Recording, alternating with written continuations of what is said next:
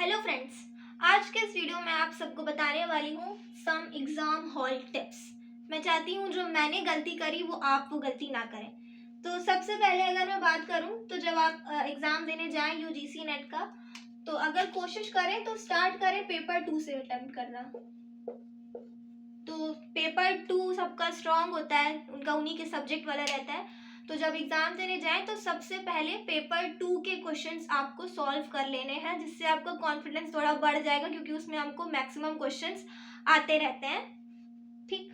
और दूसरी अगर बात करें, जब आप पेपर 2 कर लें तो उसके बाद ज़रूरी है कि आप पैसेज कर लें। पेपर 2 के लास्ट में 2 पैसेज होता है और पेपर 1 में भी लास्ट में पैसेज होता है। तो आपको पेपर 2 कर लेने के बाद पैसेज पेपर 2 के करने हैं, फिर पेपर 1 के पैसेज करने हैं।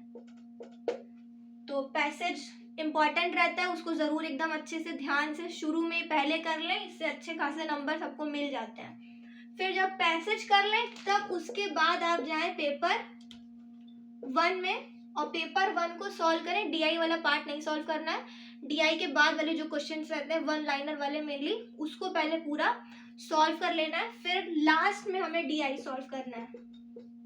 क्योंकि कभी कभी ऐसा रहता है कि डीआई हमें आता रहता है बट उसमें कैलकुलेशन इतनी टफ रहती है कि हम पूरे एग्जाम में बस उसी को करते जाते हैं, बस डीआई सॉल्व करने में टाइम बीत जाता है और पेपर 1 के 1 लाइनर वाले क्वेश्चन हो नहीं पाते हैं। तो मैंने लास्ट में जब दिया था तो डीआई मैंने लास्ट में किया था, इसी ऑर्डर में मैंने अपने एग्जाम को दिया था। और लैंग्वेज भी बहुत ज़रूरी है। जो हम स्टार्ट करते टाइम जो हम लोग लैंग्वेज सेलेक्ट करते हैं, तो मैंने अपने पहले अटेम्प्ट में हिंदी सेलेक्ट किया था।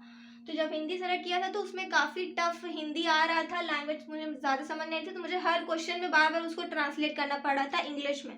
तो जब मैंने दूसरा वाला अटेम्प्ट दिया तो मैंने डिफ़ॉल्ट लैंग्वेज इंग्लिश ही चुनी, तो उससे मेरा काफ़ी टाइम बच गया, मुझे ट्रांसलेशन करने में बार बार समय नहीं हुआ। तो डिफ़ॉल्ट लैंग्वेज सही चूज़ करें, जो आपको अच्छे से एकदम समझ में आ रही हो, या तो जो हिंदी हो या इंग्लिश, जो अच्छे से समझ में आ रही हो वही डिफ़ॉल्ट लैंग्वेज आपको सेलेक्ट करनी है और चूज़ करनी है।